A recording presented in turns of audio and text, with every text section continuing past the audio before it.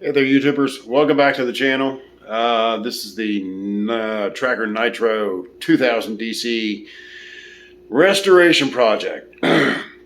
Last video, got the engine off. I know it's not very exciting, but it's the process. I'm documenting everything. And so getting the engine off, we had to figure out what the compression issue was on number one. And let me tell you, I made a really stupid rookie mistake. Don't overthink stuff. So, as you can see, I didn't record any of the disassembly process.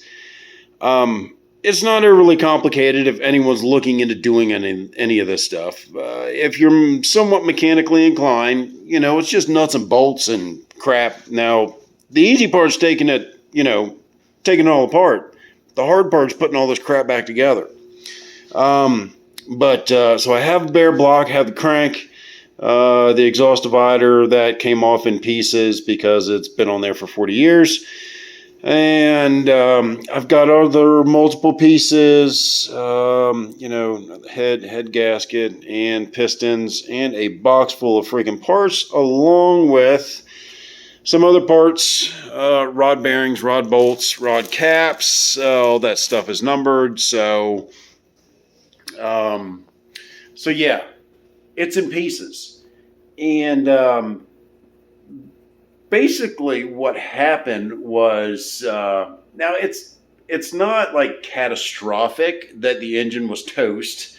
And I kind of jumped the gun a little bit on that. I do apologize. I'm still learning. So, but apparently all this thing needed was a head gasket.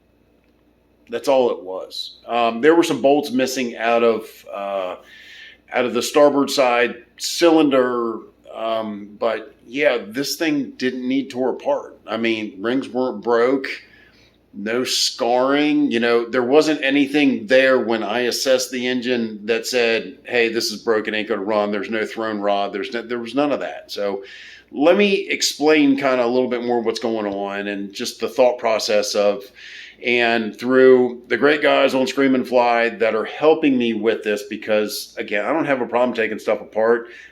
It's, there's always a process, and, some extra minds don't hurt, because yeah, I could have screwed stuff up. So let me show you kind of where we're at. So these are obviously the pistons. 1, 3, 5, 2, 4, 6. And so the thing that should have stood out to me from the get-go is, number one, see it has the stamp here, and you see where it says 0.040. That means that the cylinder, that piston, is 40 over. This side was fine. This side had low compression, 85, 85, I'm just going to say, and I think number one was like 55. But the reason why it was that, it was because the studs. I don't know whether it was put back together or what the deal was, and I assume that this is probably not, a bad thing. Tearing it down to this point, understanding, what happened or what the engine went through, and apparently this isn't uncommon for an outboard engine, especially one that's about 40 years old. At least that's what Mercury is telling me. So I originally assumed that this engine was a 1984. And again, this process is learning. It's learning for me. No matter how much you think you know, there's always someone out there that knows a little bit more than you do. So my assessment of a 1984 Mercury Black Max was because, let me show you, was because of that tag. That tag indicates a 1984 Black Max. And so that's what I was going off of. But apparently the block is different. Apparently that's not the factory block that came on that midsection. I don't even know how much of this has been hodgepodge from what I'm gathering on Scream and Fly, which is a great resource with plenty of freaking smarter people than I am. that can assess just by looking at things, which is impressive in itself, because I don't really know what I'm looking at. I mean, I know when something's broke, but there's like the devil's in the details. So flip back over here. So apparently, the front section apparently had the oiler removed, the VRO, the factory oiler. This engine ran on a mix of 50-to-1 oil in the gas, but it still had the factory oiler. So 6, 4, 2, 5, 3, 1. So apparently this is it's an aluminum block with steel sleeves.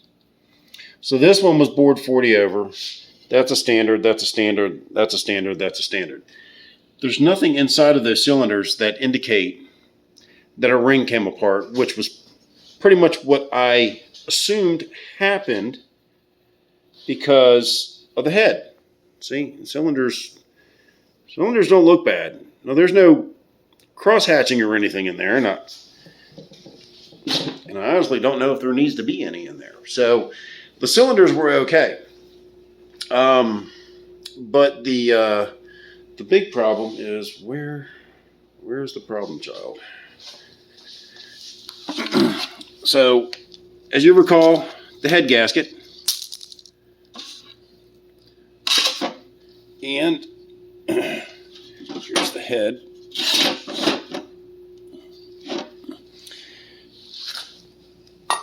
And as you recall the head, so those are the compression numbers that I got.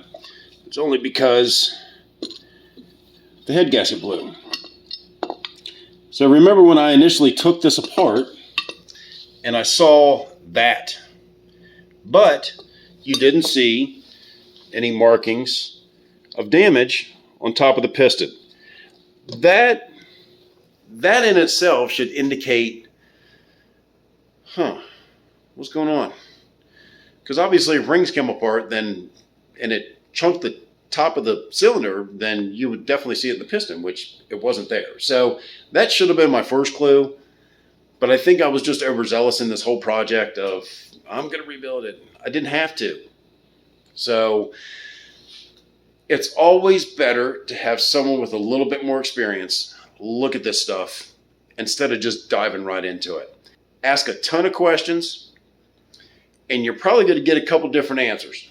But the consensus makes you think about, maybe it wasn't so bad. So I'm not really sure what I'm going to do at this point. I don't know if the engine needs rings or if it needs to go to the machine shop. I even considered just putting it back together and, wiring harness and see if it'll fire. I know that the engine is still underpowered for the boat. Honestly, I had my fingers crossed when there was some confusion as far as what block that it was, that maybe it was a 175 2-liter, but I don't think it panned out that way. I have Mercury Marine. They are cross-referencing the numbers off of the block, which confused me even further because there's no definitive casting or stamping on the block that says what it is, at least from like when you do a search for serial numbers, I put any of those numbers in that came off the block and it returns 0 results. Mercury told me that it was from a stern drive, which obviously it said on the outboard. And I don't understand. So I sent them back some pictures. So I'm waiting for some clarification on that before I proceed any further. And of course, because I broke parts, I need to order parts. And again, pistons, rings, I'm going to have $500, which is not that big of a deal, but I don't know if the juice is worth the squeeze. So that's where I'm at right now. Figure I'd give you guys an update. Nothing has been done on the boat. I'm still waiting for the title to come back from South Carolina before I proceed with anything on that end. So just a little update on the engine situation. I'm still looking for a mid-90s 200 Mercury outboard. If anyone's close to the South Carolina area, I'm willing to travel a certain distance for a reasonably priced engine. So that's the update on this one. So I will update when I have some more information and tight lines, and we'll see y'all at the next one. And I'm also going to add a note. So instead of pictures, and if you're not on Scream and Fly, you're more than welcome to become a member. Anyone can become a member. It's actually really huge. What I did is I created a video of all of the elements, the condition of the pistons, the rods, and you can kind of see a little bit more in depth at your leisure. It's an unlisted video, but I will put the link down there in the description so you all can check that out as well. And feel free to leave comments below. I don't know where to go or what to do at this point other than put it back together and see if it works. But again, appreciate y'all watching, and we'll see you next time.